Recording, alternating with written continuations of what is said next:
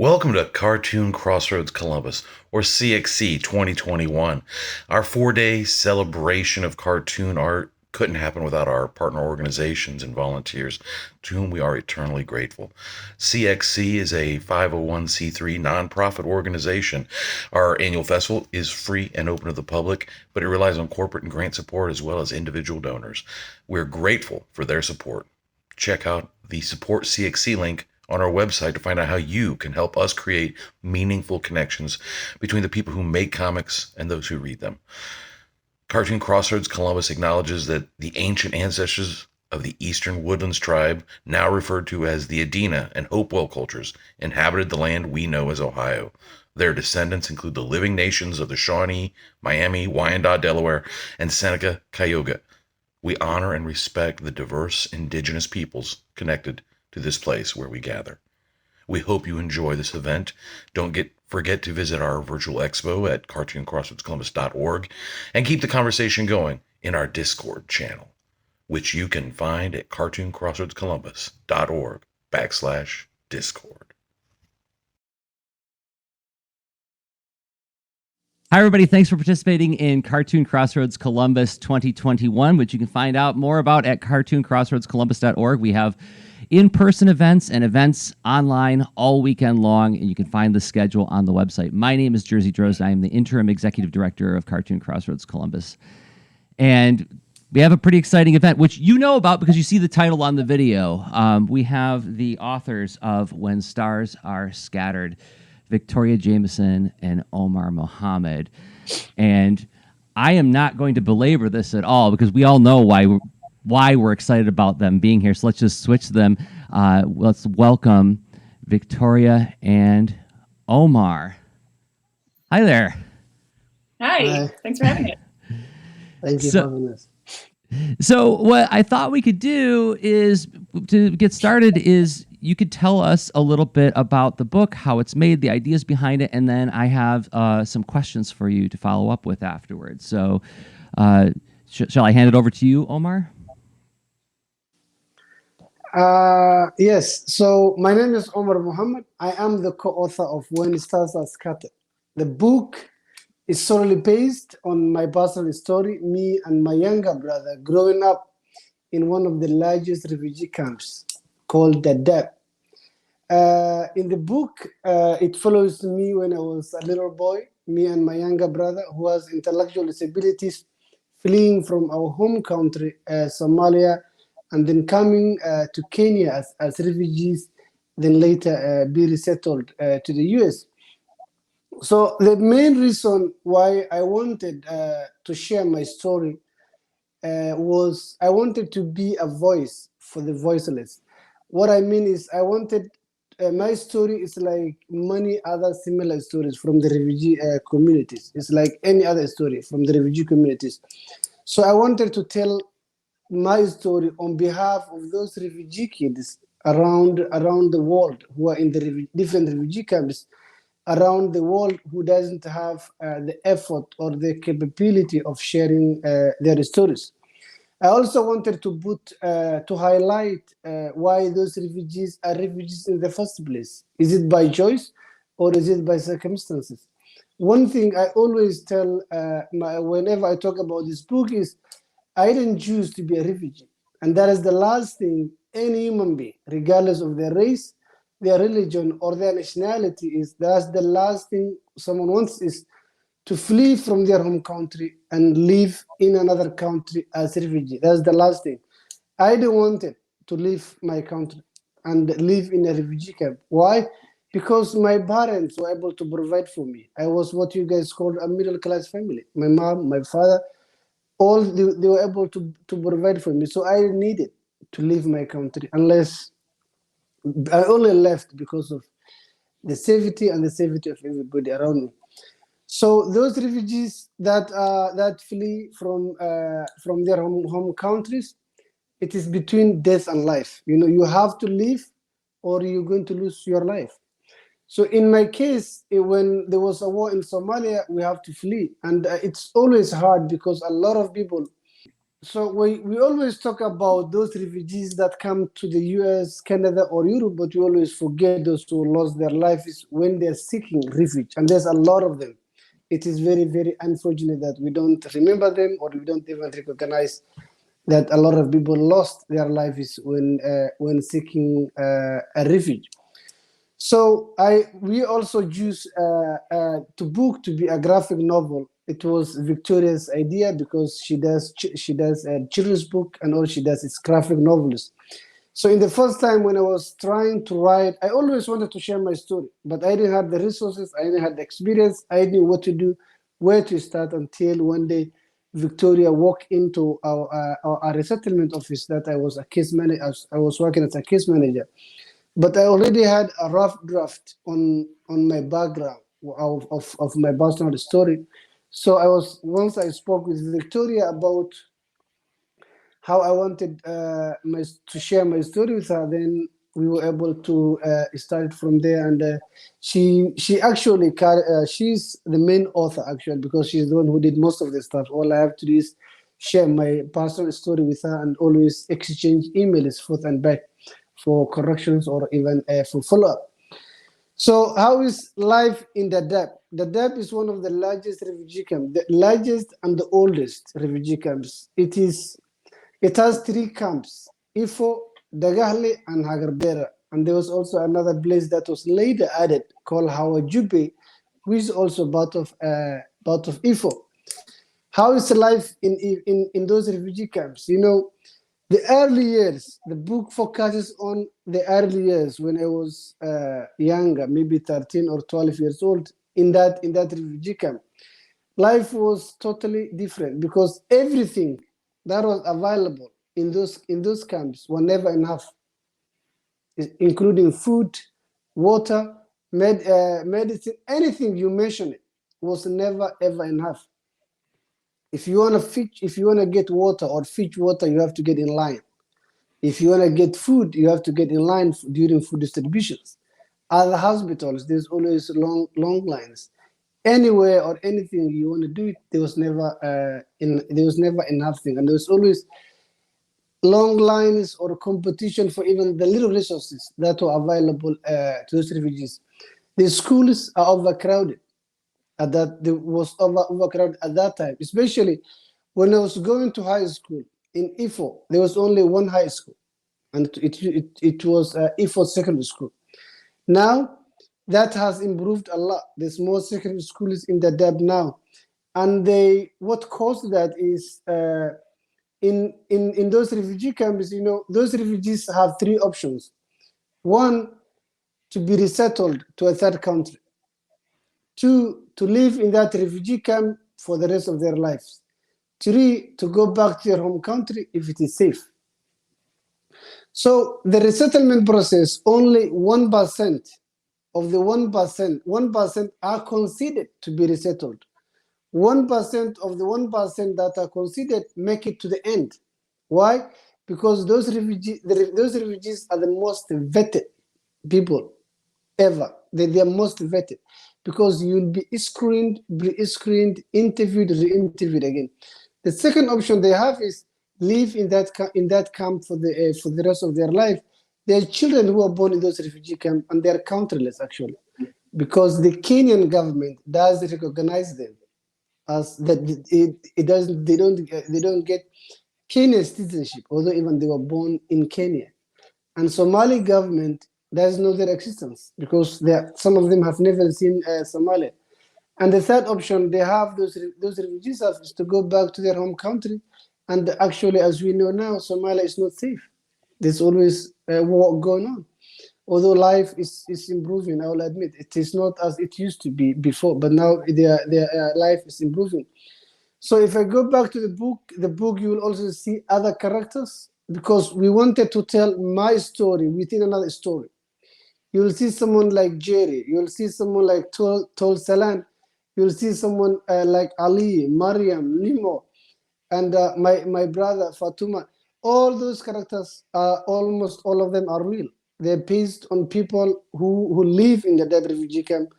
Some people still live there. Someone who like Jerry still lives there. So we wanted to tell my story, not only my story, but with another stories that were happening within my story.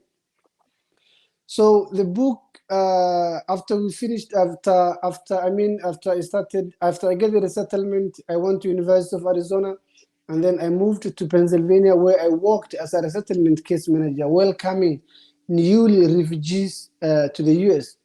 Then I later started in 2016 a small project called Refugee Strong, which then became a non-profit organization in 2019. The main reason I started was, 4 years ago, there was something called a travel ban, where where 11 countries were banned to come to be resettled to the US. So very unfortunately, my country, Somalia, was one of them, and majority of the people that I was working with came from those countries, especially in countries in Africa. So I had the idea of, if they can't come to us, we can go to them. So I started a small project called Refugee Strong, where we collect small donations and we take it to the DEP, as an example, where we do school supplies. We started the early year, we started helping students, orphanage kids. We started helping students with special aid. And then now we become a non-profit organization called Refugee Strong. We accept monetary funds, and then we do school supplies. We collect, and also we take school supplies to the DEP, where we make sure no child should be left behind because he or she can't get pen or pencil or even a notebook to write on their lesson, or maybe they don't have a parental figure or someone to advocate for them or to remind them the importance of getting education.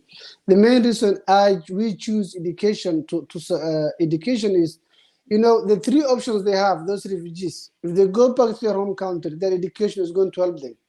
If they live in that refugee camp, their education is going to help them. If they get resettled to a third country, their education is going to help them. So if we help them get a better education when they are in those refugee camps, then they're going to succeed in life when they leave that camp. Those refugees that live in those refugee camps, they call it open prison, because they're not allowed to live outside those camps. There's always checkpoints by the Kenyan government. Once you move out of the DEP and they know you are a refugee, because you don't have the Kenyan ID, you'll be sent back to those refugee camps. And life in the DEP is hectic, because imagine there are kids who are born in that refugee camp. They live, they get married, and they have their own kids. And then that is the only place they have known all this time. And imagine living the same thing for over 25 years, for over 30 years now, waking up every morning doing the same thing. Imagine, you are told you wake up every morning, you do the same routine. You clean your tent, you fetch water, you go to school, you come back. For adults, there's nothing. They do actually nothing. So imagine, that's why they call it open prison. And if you want to know more, you can always check our website. You can follow us on Facebook and Instagram, in which we usually post our latest updates of what we do. The three major projects we are right now working in the DEP is: one, sanitary bodies for girls. Specifically, we are going to do this month, actually, next month, in the month of September, we'll be doing sanitary bodies for all high school girls in the DEP, for all secondary schools. And then we are also doing transportation, providing transportation to students visually blind, because we get the request of over 20-something students that are not going to school because they can't get to school. It is very unfortunate. They are visually blind. They wanna go to school. They can't because they don't have a means to get to school, which is very far from them. So we're going to facilitate. They're more likely to start actually next week. They will go back to school, and that is why we one of the things that we were able to make it. The third thing that we are really pushing to make sure we do this year, or even the beginning of next year, is we want to make sure every school in the DEP, specifically the high schools, have a library at least, where students can go and check books, read books and revision books that is not in their classroom. So we're also in the process of doing. So I will give back to Vicky. I know if I want to share every little bit of my book, our book, also, or my personal story is gonna take a long time. So we will leave some time for Q&A. Thank you. Thanks. So I thought I'd talk about how we kind of collaborated and how I became part of Omar's Story. So as Omar mentioned already, we met when I came to his place of work.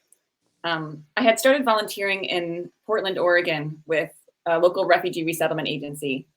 And it was just kind of a place, I'd heard about the refugee crisis. At the time, I was mostly Syrian refugees that we were hearing about in the news. And it seemed so far away, and I didn't know if there was anything I could do locally. And with a little research, it turns out there's lots you can do locally if you want to get involved and help empower refugees. So I began volunteering in my community. I was paired with a woman from Somalia, and I just did things that were simple for me, like showing her how to ride the bus or get to appointments around town. And these were things I could bring my young son along with. So it was just a nice way to start volunteering in my community. And I was starting to hear lots of stories through my volunteer orientation and through people I was meeting. And so already the wheels were sort of turning, and I was wondering if there was a way to use my background as a graphic novelist in some way to help tell a refugee story. But it wasn't until I met Omar that all the pieces kind of fell together. My family moved to Pennsylvania, and I went to Omar's place of work. And yeah, the rest is kind of history. We sat down to talk. One of his coworkers said, "You two should talk." Omar's working on his book. So we sat down to talk about what a collaboration might look like. And we just decided to give it a try. So what it looked like on my end was I would meet Omar at work, either during lunch or after work or on the weekends sometimes. And I would bring my trusty friend a notebook, and Omar would just tell me stories. I kind of worked from the manuscript he had started, and also from meeting and hearing more stories about his life there. So I would take my notebook and I would take notes, just like I used to do in class, where I would just write down stories. And even from the very beginning, I was writing down stories, but I was also kind of drawing pictures at the same time. Graphic novels just kind of, that's how I see stories in my head. I love telling stories through graphic novels because I think it's so powerful to tell stories with pictures and words together. And it's just naturally how my brain thinks now. So when I took notes, I was drawing at the same time. If you're a student and you get in trouble for doodling, I hear you because I used to get in trouble for doodling. But for me, it's as a grown-up, I get to do it whenever I want now. And it really helps me think and to listen better when I can draw and write together. So we did this for a few months where I was just kind of getting a sense of Omar's story. And on my part, I had to do quite a bit of research because I knew a bit about refugee camps, but I didn't know about Dadaab in particular. So I watched documentaries that Omar recommended and read books that I found about Dadaab. And eventually, we kind of took those stories and we wrote them in a manuscript like this. This was a chance for me and Omar to read it, make sure the important parts were in there. This was also a stage we could share with our editor so she could see kind of what the general flow of the story was going to be, give us feedback on things we might want to focus on. So after we kind of got a good start on the manuscript, and you'll see in my manuscripts, I'm always crossing things out and making changes. The graphic novel is very much a work in progress until the very end. So we got a good start on the manuscript, and the next step was to take the manuscript and turn it into a graphic novel. Because you've seen images from the book, it's full color graphic novel, and a big component of graphic novels are the panels. So that was my next step, was to take this manuscript and decide how I was going to break it into panels and what we wanted to show along with the words. So the way I started thinking about that was went back to my trusty notebook. I'm very old school. I do lots of stuff just with paper and pencil, just because that's how I enjoy working. So I took my notebook and I started thinking about what the panels were going to be. So you can see there's one side of the page and the other. It's as if I've opened the book up and you can see the panels on each page. And I do this for the entire book, so I kind of lay it out. And I really love this part of the process. I often tell people that I love being a graphic novelist because it's kind of like I'm a movie director, because I get to cast the characters, I get to write the script, I do costume design, set design. I kind of get to do everything. But you don't need $1 million like Hollywood directors need. I just need a paper and pencil and I can do the same thing. So when I think about panels, I'm really thinking about camera direction. And sometimes I zoom my camera in, like on a handshake, or I zoom the camera out and put it on the ceiling. Or if there's a big crowd scene, often I'll zoom the camera out so you can see the landscape and lots of people. So we do this for the whole book. I don't really show this part to Omar or our editor because it's a big mess. It doesn't make sense to anybody. So a big part of my next job is just making these sketches more clear. I really think you don't need to be the best artist in the world to be a graphic novelist. I'm certainly not the world's best artist. I just work to make my drawings clear so they're understandable so that people can read the story in the pictures. That's my main goal. So I take these sketches, and the next step, the pile of papers on my desk. The next step is sketches that look a little more clear. Still pretty rough, but you get more of a sense of what's going on. And eventually, it reaches a stage that looks like this. So this is when we've got sketches and words together. And it's a chance for both Omar and myself to read through the book, make sure it's all making sense. Our editor reads it again really carefully at this point. For this book, we also had lots of beta readers read the book. For my part, I really was wanted to make sure I wasn't making any mistakes through my ignorance. You know, it's not my life story. It's not my background. So our readers were so valuable to me in giving me feedback and details I didn't know, because I really want to hear mistakes I've made, especially at this point. I don't want to hear about mistakes I made when the book looks like this. So I love those early readers, and I'm so appreciative of their feedback so I can make the book the very best it can be. So after I fix all those mistakes, then it's time for the final part. This is my favorite part of making a book. It's doing the final art. So when I do my final art for this book, I printed out my sketch like this. And on the back, I scribbled with a blue pencil. Then I took out my good sheet of paper and I tape it to my paper, and I took a pencil and I pressed down really hard. And what that did was it would transfer this blue line onto my good paper. So you can kind of see the blue lines in the background where I've transferred the drawing. Then on top of that blue line, I would take a blue pencil and kind of add in some details. And then for the final step, I would take a paintbrush and some ink, and I would trace over it. So all you're left with is a nice clean black line. Every artist works differently. A lot of artists work digitally. I just prefer working on paper because it's how I like to roll. So this is what the final art looks like for the book. But you'll notice it still looks different from the book. There's still a few more steps it has to go through. This is why graphic novels take forever. There are so many steps for every single page to make it to the final book. So here is my art compared to the book. So some of the main differences, the art is in black and white and the book is in color. So at this point, this is where I go digital and I scan the artwork and put it into Photoshop. And our colorist, whose name is Aman Getty, would take the black and white files and add the color. So when you read the book, you'll notice a lot of patterns like stripes or flowers or plaids. So she had to add in all those patterns. So it was a real pain. So she had a lot of work to do. The art is also bigger than the book. One reason for that is because, I do it on paper. And if I were drawing the size of the book, it's really small. There are a lot of details I fit into every panel. And drawing it larger makes me able to fit in those details a little better. And then lastly, the last thing I add is the words. A lot of cartoonists will write the words by hand in speech bubbles, but I add it in the computer because if I make a spelling mistake, which happens a lot, then it's easier to fix on the computer.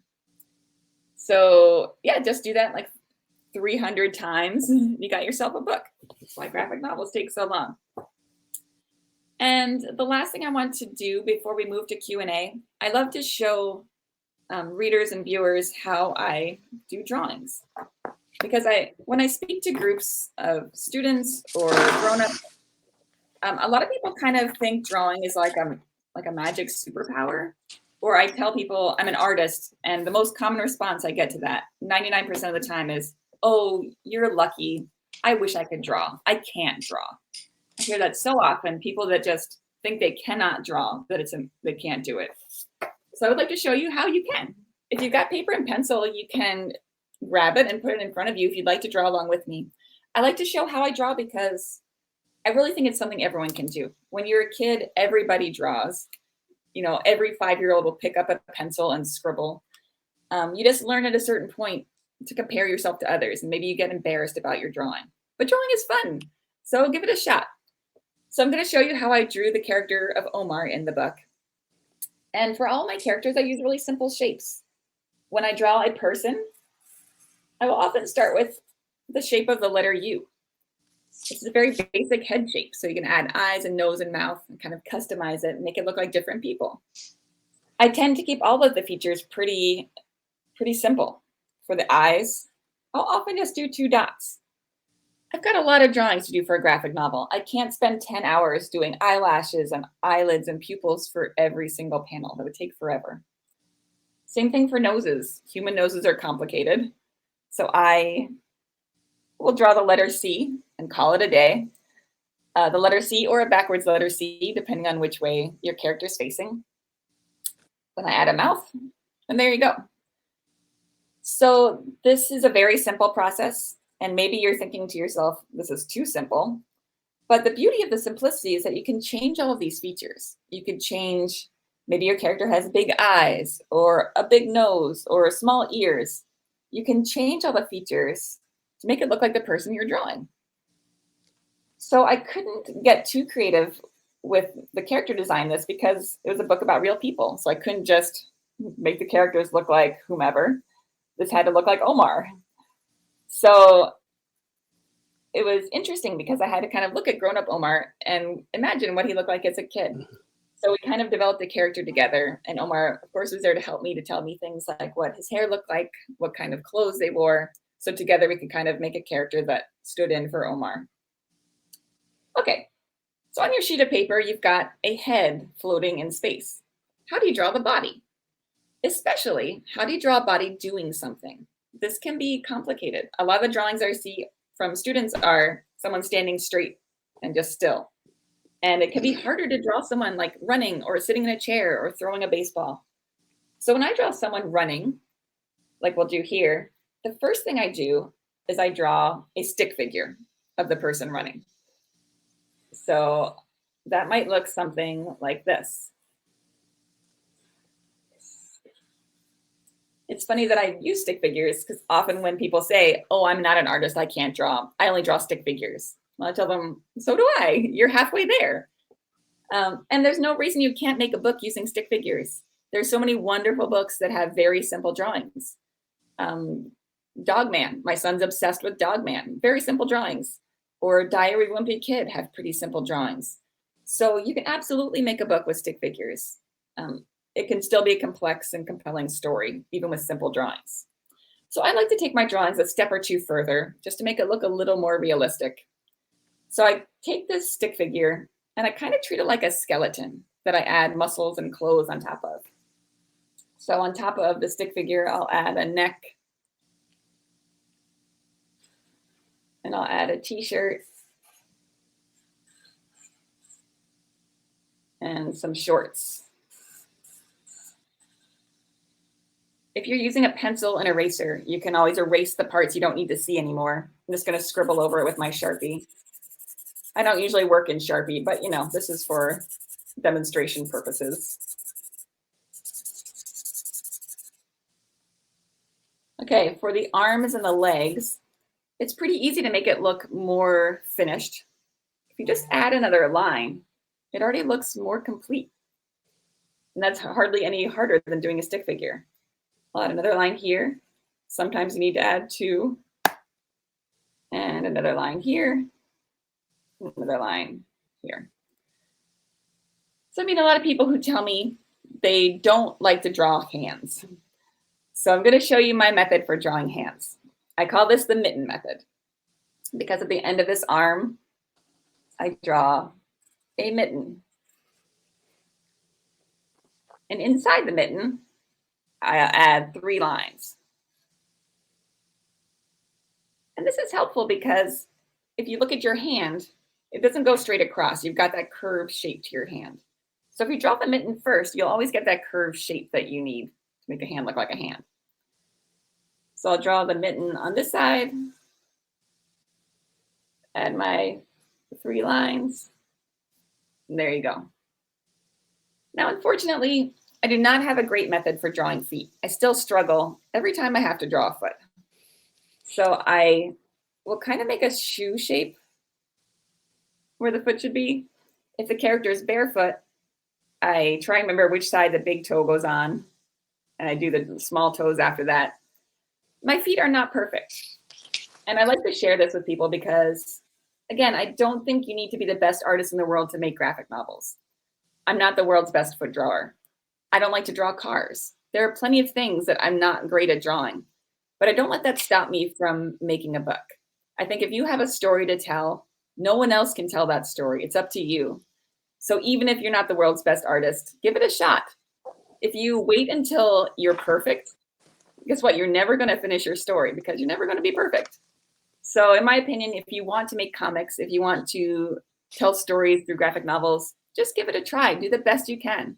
Your next book will be better, and your next book will be even better. But the most important thing is to tell your story and share it with other people. So I hope you had fun drawing.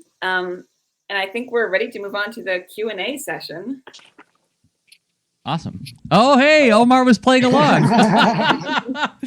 Oh, man, that's great. Nothing makes me happier than when grown-ups who don't identify as artists actually try drawing. That's the best. Based on, I want to. There's so much to respond to in what you just shared, both of you. But one of the things, like most immediately, that was just shared was this idea of your next book's going to be better. Your next book's going to be better.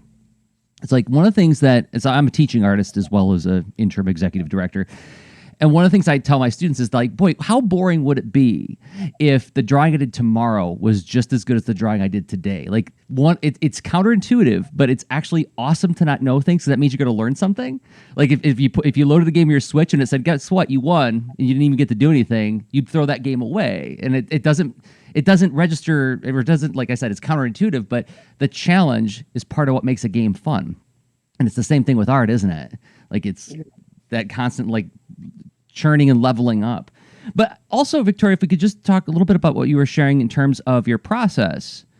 Something I found very interesting is you have these stages, these different stages of production, right? You have like the script, then you have these, what you might call like a sloppy copy, like a sort of a doodly version of it, and then like a clearer version.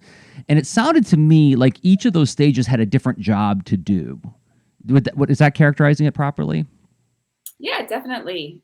And for me, the hardest parts are the early stages, like when I'm doing the manuscript or even the early sketches. It can be hard to really create a world. It was a little different with Omar's story because it was real story. But in general, that's the hard part where you're kind of creating a world out of nothing. And yeah, the thumbnails is all about kind of pacing and figuring out how the story is going to go. All those early parts really require a lot of thinking and a lot of problem solving. And for me, that's why the end part is the most fun, where I just get to draw. I've done all the hard cerebral work and I just get to kind of sit down and draw and have a good time. Even though that part is still work too. I like what you said, Jersey, about each book getting better. Because sometimes I look back at my first graphic novel, Roller Girl, which is behind me, and my drawings have changed a lot since then. And it might be easy to look back and say, oh, wow, I'm really embarrassed. Like, I wish I had done my better drawing back then with that book. But I'm not sorry, because I think a book happens at a certain time, and I'm glad the book's in the world, even if I would have changed some of the drawings by now. So yeah, I think whatever stage you are with your drawing, that's the right time to tell your story, if you feel compelled to tell that story. I think we could tie this into actually the content of the book, When Stars Are Scattered, as well, in that you're telling Omar's story from 3 different points in his life, right? Like very, very young, and then getting into middle school age, and then finally the book ends with Omar as a teenager. And one of the things that's in the book that I find really fascinating is this idea of the book has this sort of theme of waiting and then dealing with change. There's a lot of waiting in the book, and you make that very clear. There's a lot of scenes of Omar waiting in line. Omar, you shared at the top, right? Waiting in line for water, waiting in line for food every 2 weeks. But then when the change comes, it's like young Omar is hoping and hoping for change, but there's a cost to change.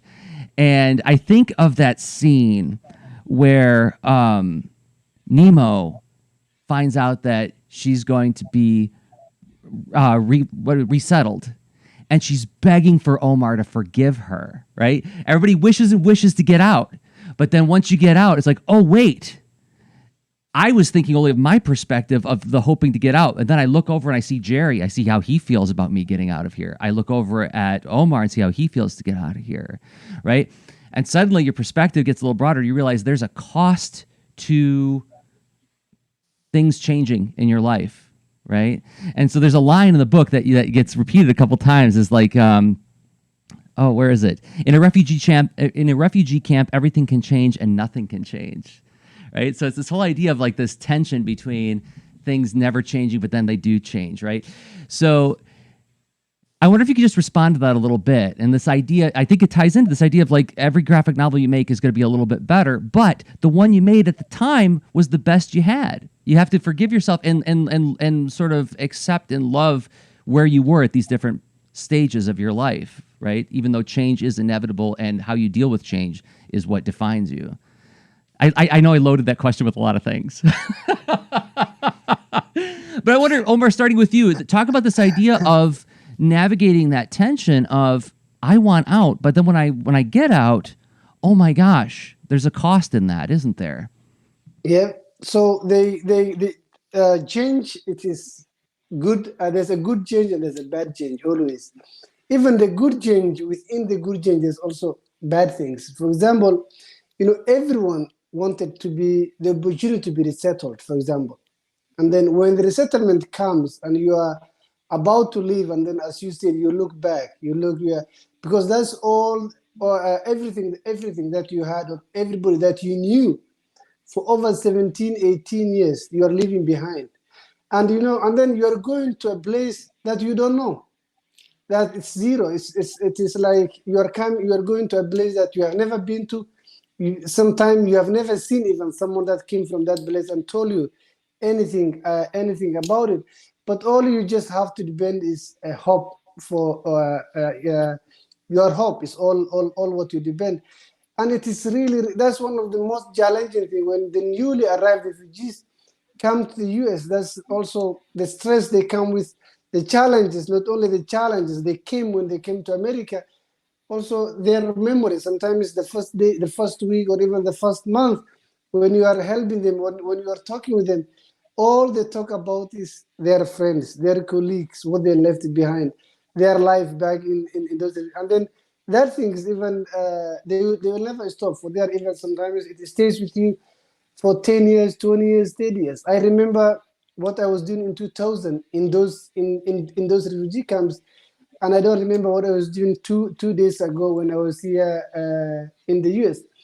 Also at schools, when I go back now to the DAP, this year actually, I was back to the DAP, I see the changes, some improvements. And one of the funny things that I encountered was, at night I used to run within those villages, but when now I go back, it was really hard for me because maybe I was adjusted more into this part of the world. And when I see my colleagues trying to walk me through the villages at night when it's very dark. So change sometimes is good, but it also comes with its own problems, and it depends on how people adjust and adapt to it. Yeah. The last, I would say, 70 pages of the book where the changes start happening faster and faster, and how you both navigated that in the book. It wasn't the easiest thing to read sometimes. It was emotionally very heavy. But yet, I wonder if we could talk a little bit about this idea of like, and this goes back to you, Victoria, this idea of writing a young person's perspective. I think this is one of the reasons that your books are so celebrated, is that I felt like young Omar's voice felt very authentic in that there's a lot of young Omar being very frustrated by this life and wanting out so bad. Yet, once he encountered that, oh, the change is here and now I have to deal with it, realizing that it had an effect on other people. I think particularly when he first finds out that he's getting the UN interview, and I want to talk more about that UN interview in a minute, he's like, all right. And then he looks over at Jerry, and Jerry can't even look at him, right? His best friend can't even look at him. And the way that you sort of navigate, like how a child, I think understandably, because a child doesn't have the context of the broader implications of what a change means, because they're encountering it for the first time, right? So it can come across in the wrong hands as being self-absorbed, but I think in your hands, Victoria, it came across as being sort of the limited worldview of the child before they encounter these big changes that happen. I wonder if you could talk a little bit about how do you think about that, or is this something that you just intuit? I wonder if you could respond to that. Well, I think I was really lucky that Omar was so forthcoming with his memories and was willing to share with me so many parts of his childhood. Because that made it really easy to, in some ways, to write from the point of a child. Because I remember Omar in some of our first meetings that one of the first things we talked about was games that kids play in the refugee camp. Because I remember you saying, Omar, that at some point you didn't realize your life was different from other people in the world. Like you were focused on like playing soccer with your friends and things that every kid thinks about, like friends, playing, having fun. And it wasn't until getting a little older that, the realization comes like, oh, not everyone lives like this.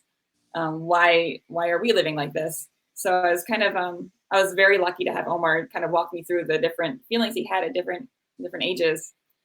And yeah, a lot of Omar's stories really affected me emotionally as well. One of the hardest parts for me writing or hearing about was during the end part where the resettlement happens quickly. I remember, Omar, the day you told me that you realized Fatima wasn't coming with you. And that was a big shock. And I just remember crying on my way home after that meeting. So in some ways I didn't have a lot of work to do because Omar had such compelling stories and such compelling memories that it was really just a matter of writing them down and putting them in an order that would affect the readers too. So yeah, I thank my lucky stars every day that I got to collaborate with Omar. That's great. Okay, so let's talk about the UN interview, because this is a structural thing that I really appreciated when I read the book. The UN interview is, you saved Omar's origin story for that part, right? Now, the book begins with Omar just in the camp and explaining how the refugee camp works. And we learn that, and then we start learning about the relationships.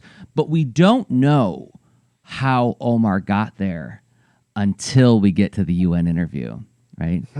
And when I got there and I saw how difficult that scene was, both for Omar to retell it to the UN interviewer, but also for us to experience it from his perspective, I thought, how brilliant to leave that for now, because if you had put that at the beginning, because a lot of young people think, oh, you start a story at the beginning.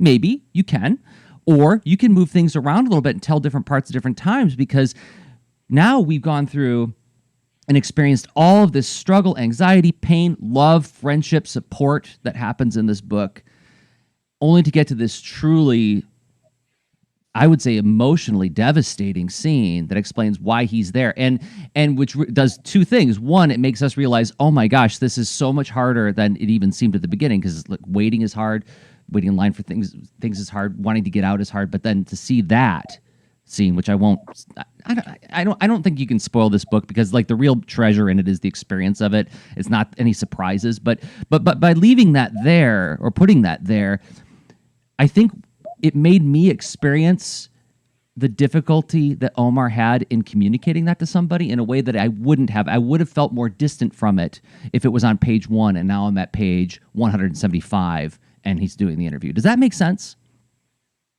Yep. So I wonder if you could talk about structure. How did you two talk about the structure of the book and the order of events in it? I think that was kind of in our early discussions when we were writing the manuscript. Part of it was which stories need to go in the book. And, if you're a young person writing a story about your life, that could be kind of a hard thing to do. If if you're doing this at home, what are the most important stories that tell the most about you? So we had a lot of discussions about which stories go in. And yeah, for the structure, I don't know how that exactly came about as a flashback, but I think I had the same feeling as you, Jersey, that I just wanted to start the story and get it moving and not relay all the hard stuff all at once. But that was definitely a big discussion, and also a big discussion about where to end it. All of our readers, half the questions are always, Omar, what happened next? Where are all your friends? So that was kind of a hard decision to leave it at 18 on the, going to the United States, because I know we have a lot of readers who want to know more. And also that is for the interview, but we really wanted also, the story is long, and we wanted to highlight a little bit of everything. Otherwise, if we say we have to tell every little thing about my story, then it's going to be a huge book. It won't be even enough for 1 or 2 books. So we really wanted to emphasize. And one thing we usually discuss is what is more important to me. And not only what's more important to me, what is more important to those refugees also who can't share their stories. And the interview is one of a big deal, because we always hear or see those refugees that come to those countries, but we don't know how they get here. So the interview for me was one of the most. There are a lot of other good parts that I really, really wanted to share. But the interview was also something. There was even a small changes at the end of when the book was almost done, like changing the name of the interviewer, changing some of the to make sure it was accurate. So it was really, really so important to me, and it was so important to those refugees for one reason. One is, you are this poor refugee in this refugee camp, and then an officer from the US or Canada or Europe comes to the DAP to interview you. You don't know him, he does know you. So it is like you two are meeting for the first time. And this guy, the poor officer, he wants to get the fact from you, and you want to tell him the truth. So it is also it is very, very hard, because I get asked many times when I'm talking with those officers. They always when I talk to them, they always tell me, how can they make easy for those refugees to be interviewed? And no one can do anything about it, because for me as a refugee, I'm sharing with my story with this stranger that I don't know if he or she is going to approve my case or decline my case. So I'm telling them what I went through. So not only the interview doesn't happen once, doesn't happen twice, it happens more than 2 times. So it was a part that was very, very important to me. And it was also very, very a good point to highlight on behalf of those refugees that go through those interviews at different capacities. What I hear in there, Omar, is also thinking about this project in terms of performing a service. And I think there's an interesting tie in there with the reason Victoria even got involved. Is Victoria, this whole journey began for you because you said, I want to help, right?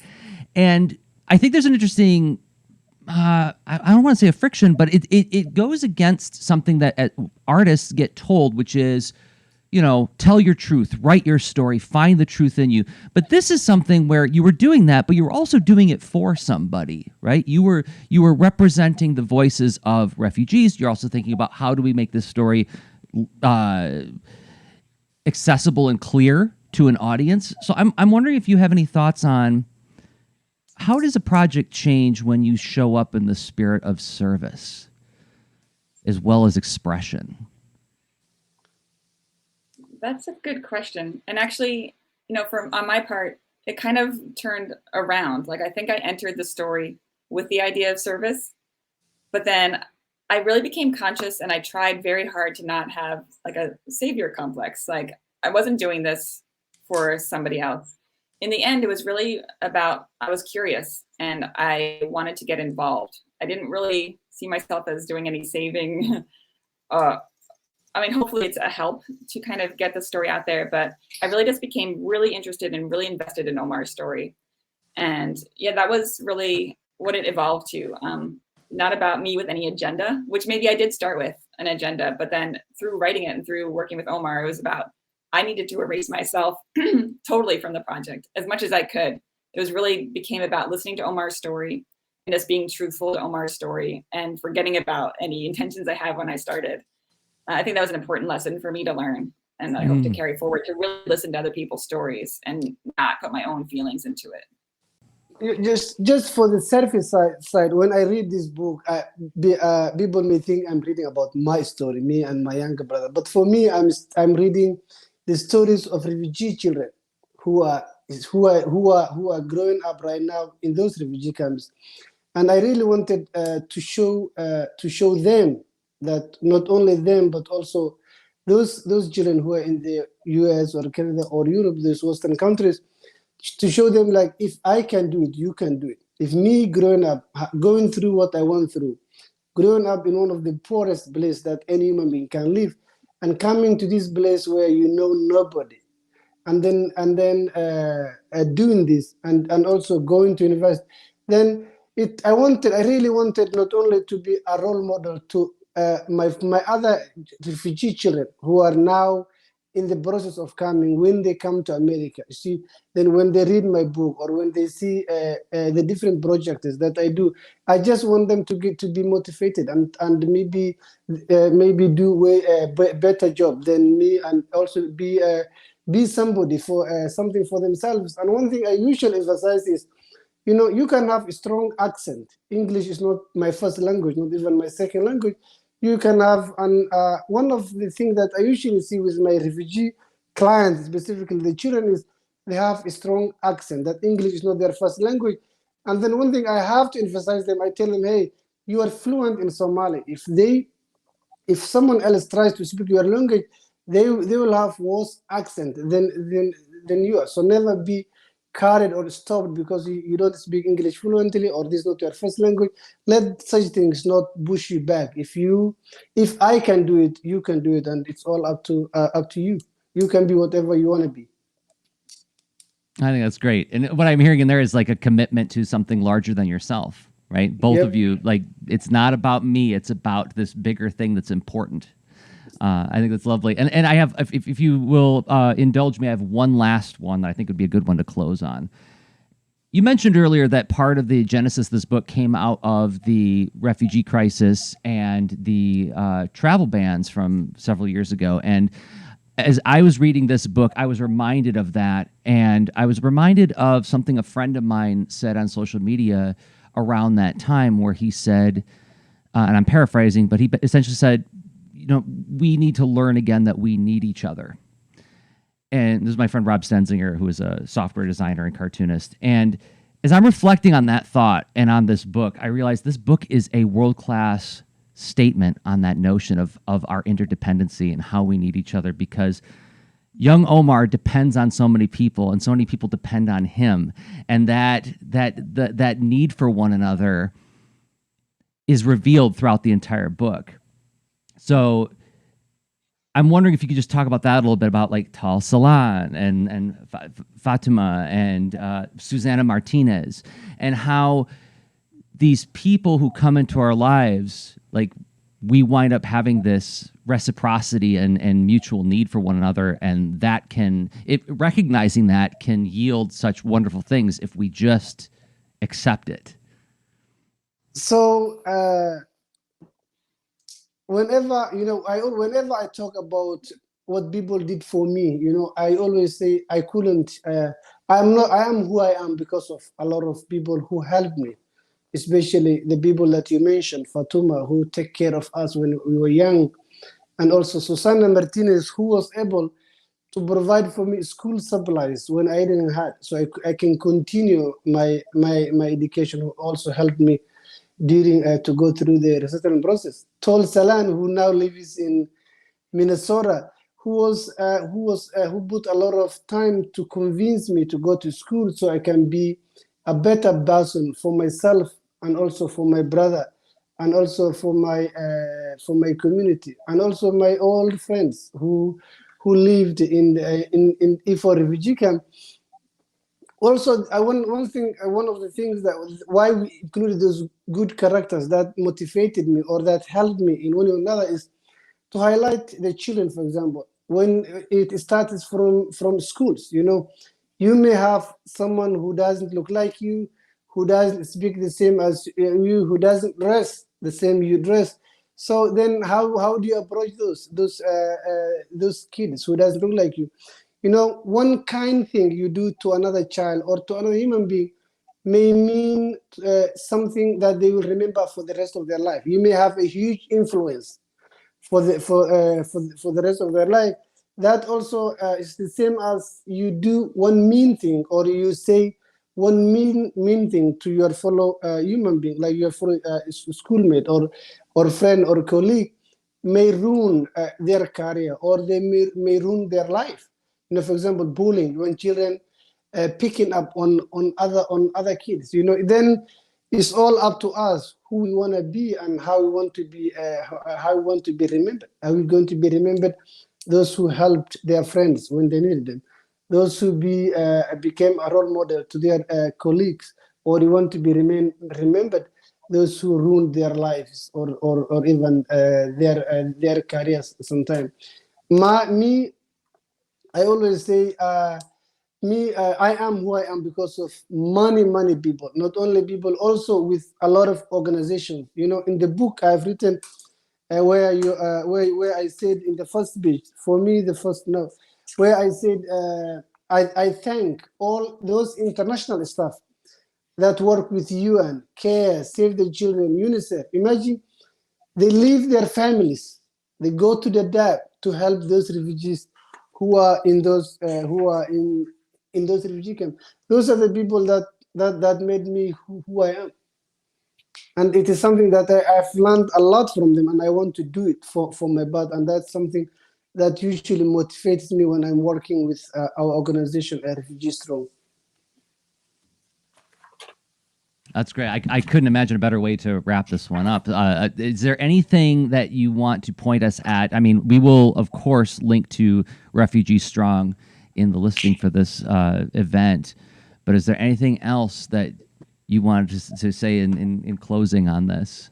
I would say that even if you're a young person, it may feel oftentimes like you don't have any power, but working with Refugee Strong for the past year and a half, I've been able to see that most of our donations come in from kids, and there's a lot you can do as a young person to help. It may seem sometimes like you have no voice in the world, but it's just been really wonderful. It's been one of the best parts of publishing this book, is seeing the outpouring of support from kids. Like, kids will send us like their birthday money or have a lemonade stand and send their money to Refugee Strong. So that's been so nice and so wonderful to watch, like kids getting involved with helping others in the world.